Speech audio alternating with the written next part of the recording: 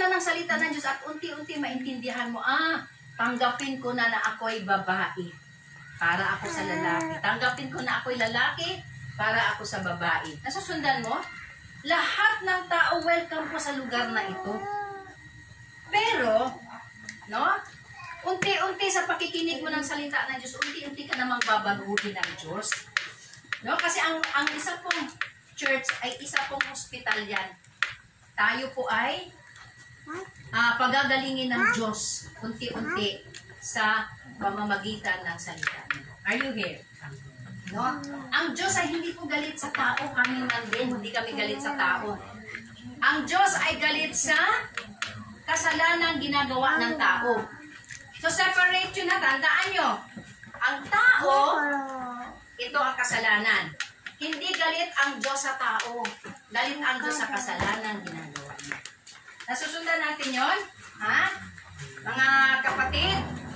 Okay. So, Jonathan, anak ni King Saul, at si David. No? Dalawang magkaibigan na nangako sa isa't isa na ikaw ay tutulungan ko, tayo ay magtutulungan. Kaya nga mga kabataan, magpili kayo ng mga kaibigan na magkikipagtulungan sa inyo. Na maaring, halimbawa, nagkamali ka. Mag-advise sa'yo. Halimbawa, sabihin ng isang kaibigan, magpa na lang tayo. Mag-escape. Huwag na tayo mag-aral. Tama? Yung isa mo sabihin, wag. Hindi yung, sige, dalawa na tayo mag-escape. Paano na yun? Diba? Kaya mahalagang tayo ay pumili ng tamang kaibigan. Tama? Naintindihan po ba natin yon? Ang mga alyansa sa negosyo ay idinisenyo upang gawing mas malakas at mas kumikita ang bawat kampo pagdating rich, because we believe we are stronger than either of us can be apart. No, nagsama-sama tayo sa pagkakaibigan at sa pag-aasawa dahil naniniwala ang nakakarami na mas matatag ang magkasama kaysa magkahiwalay. Alam mo ba, marami mga Chinese, yung mga ibang mga Chinese na Filipino-Chinese, kapag medyo malayo na ang kamag-anak nila, nag-aasawa sila. Kasi ayaw nila yung kayamanan nila mapunta sa iba. Nakamo, kasi na-feeling nila pag sila pa din, ang kanilang kayamanan hindi mahahati. No? Amen? So maraming iba naman na kaya niya gusto mag-asawa para maging malakas siya. Pero may iba naman na kayang-kaya niya maging mag-isa, katulad ko. Eh wala akong asawa, malakas ako. Sino ka-alyansa ko? Si Lord. Amen? At kahit na yun sa dalawang mag-asawa, kung babasahin mo ang is better than one. Ibig sabihin, mas mainam daw na ang tao ay mag-asawa. Kasi 2 is better than 1. 2 heads is better than 1 head. Tama? Kasi pag titinan mo, paano kaya ito? Diba? Tapos sabi, ay ganito yung gawin. Ay mabuti na lang, andito ka, no? Nakita mo. So maganda pag dalawang ulo ang nag-iisip. Pero sabi sa Ecclesiastes, mas mainam kung kasama nyo si Lord sa relationship. Kaya nakalagay sa Ecclesiastes, kung 2 o 1 head o 2 heads are better than 1, sabi sa Bible, 3 heads are better than 2. Sino yung pangatlo?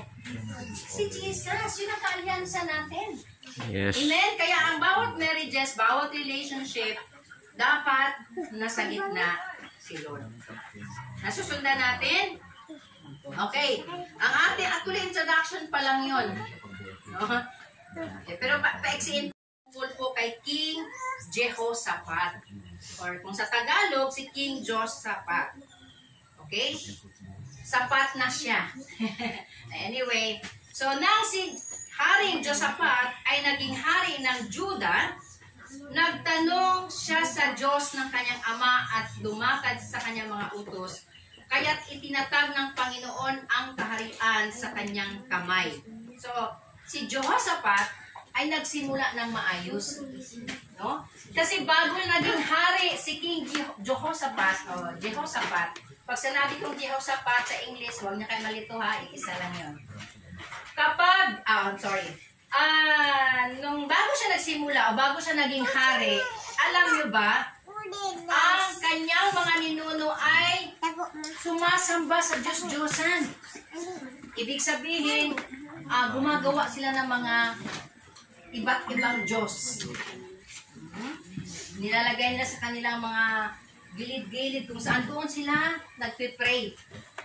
Pero nung si King Jehoshaphat ang naging hari na, ang ginawa niya, lahat ng altar at mga Diyos-Diyosa nila ay kanyang sinira. Kaya nung sinira niya, sabi ng Diyos, napakagandang leader ito si King Jehoshaphat. Sabi niya, talagang walang idolatry sa buhay niya. Amen? Kaya pinagpala ng Diyos ang kanyang kaharian.